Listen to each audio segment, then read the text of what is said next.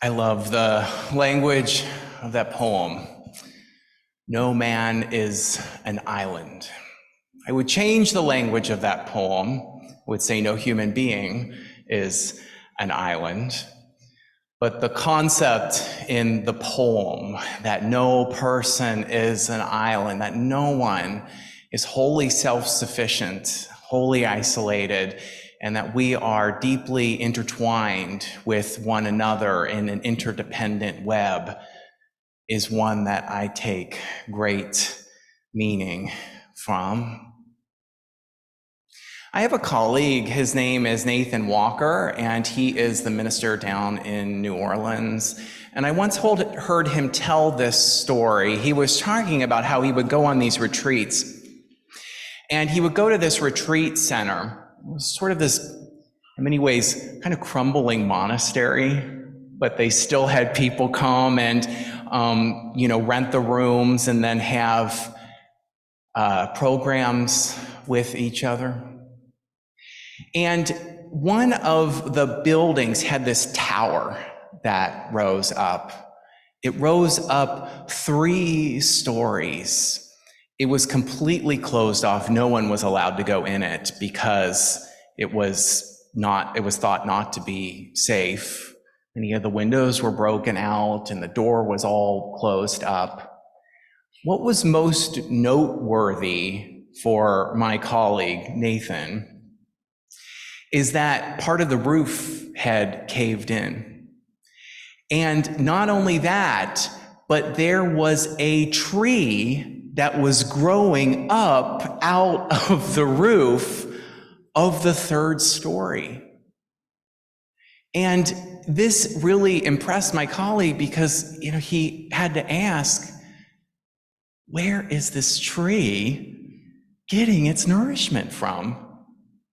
How is it being sustained, growing from this 3rd story of this building? Where's its soil? Where are its roots dropping down into to even hold it up? It was a sort of mysterious thing in some ways. And Nathan used this to reflect on resilience. When I heard him talk about this, that sometimes we do find curious, mysterious sources of resilience. Sometimes we are that tree that seems to miraculously grow from the 3rd story, and the ways in which we survive, the ways that we stay upright, the ways that we sink down into the soil and get nourishment is not always clear to others. It's not always clear to ourselves. Sometimes we find those wells of resilience that are deep within us.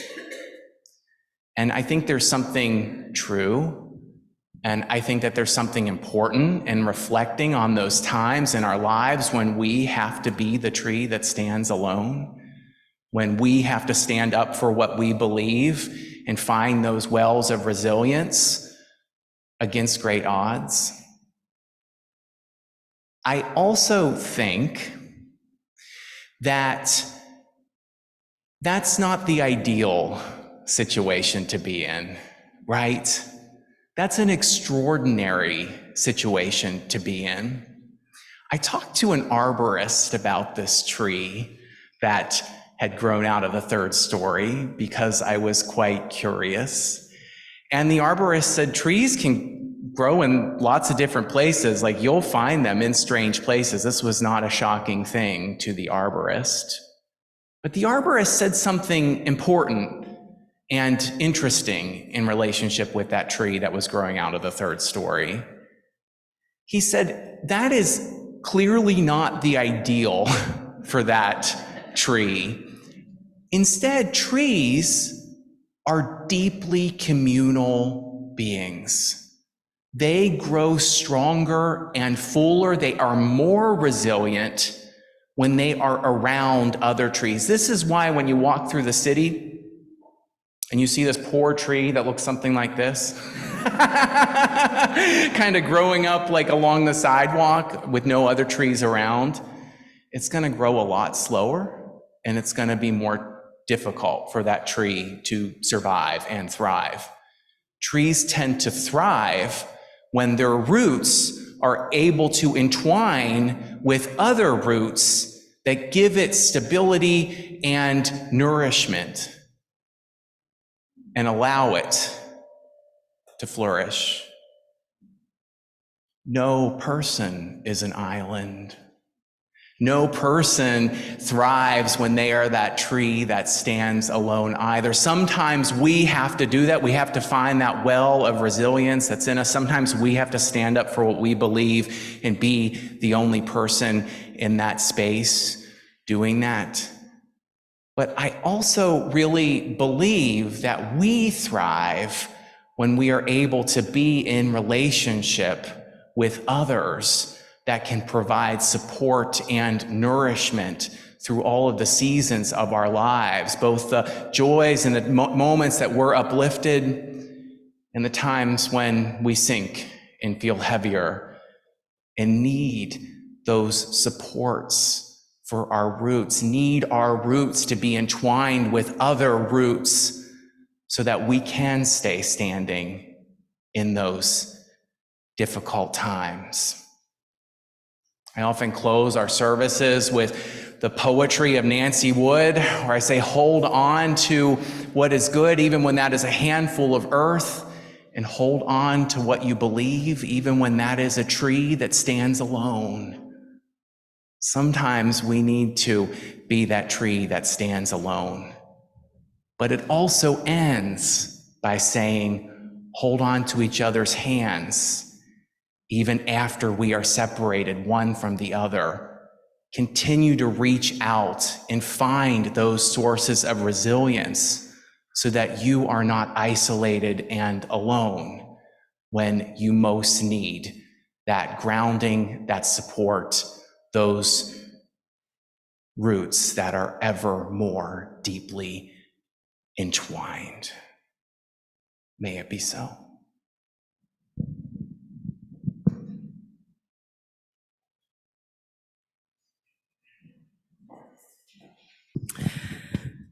Way back in 1837, our Unitarian forefather William Ellery Channing delivered a speech that revolutionized what religious education could be.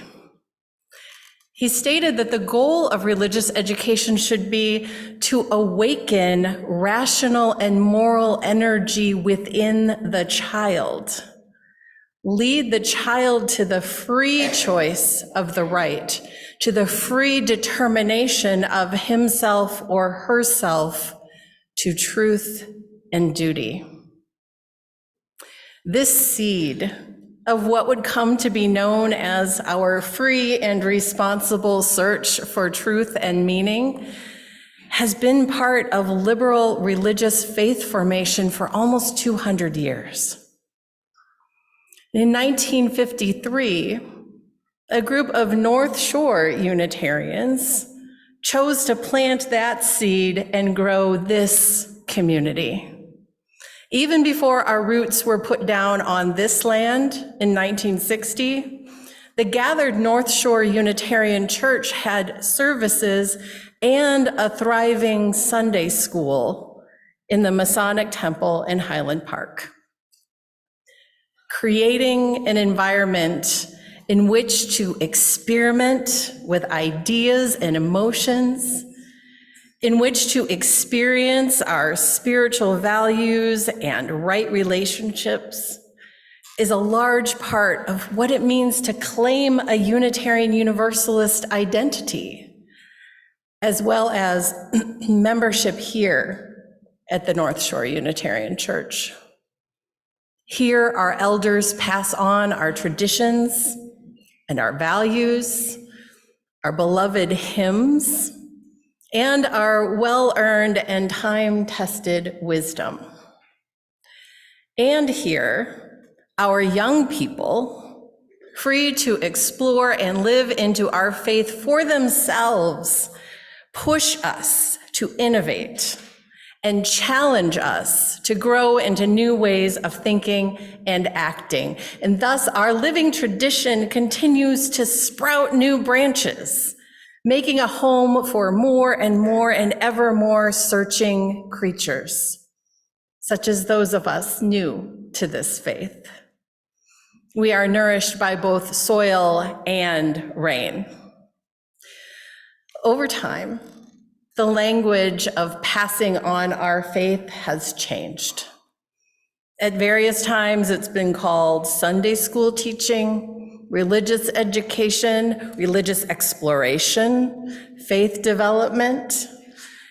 The phrase currently in favor is to call it faith formation, with an understanding that it never stops, that it is not always a formal classroom enterprise, and that we, through our relationships and shared experiences, form one another. Every experience we have in life, when reflected on through the lens of our values, shapes us and forms us so that we are continually being nurtured into new life as Unitarian Universalists. As each of us grows through our own searching, we create a symbiotic ecosystem, thriving by filling in the various niches to sustain this mutuality, this give and take of shared energy, time, wisdom, and adaptation to maintain the resilience of our faith. In the early 2000s, UU religious educators listed their key beliefs about faith formation, what they envisioned we would derive from our ongoing growth in our religious communities. First and foremost among them, that we would know that we are lovable, beings of infinite worth, imbued with powers of the soul and obligated to use our gifts, talents, and potentials in the service of life. They hoped that we would affirm that we are a part of a storied heritage that provides resources for living, and that we would accept responsibility for its stewardship and creative transformation into the future. They sought to help us individually and collectively to realize our moral agency, our capacity to challenge structures of oppression and promote the health of our planet. They prayed that we would recognize the complementary needs of deep personal spiritual practice and a community that affirms the importance of relationships, families, and connections between and among the generations. Ultimately, they imagined that we would grow to be a people who experience hope, joy, mystery, healing, and transformation amid life's challenges. How will you be a part of such a flourishing future?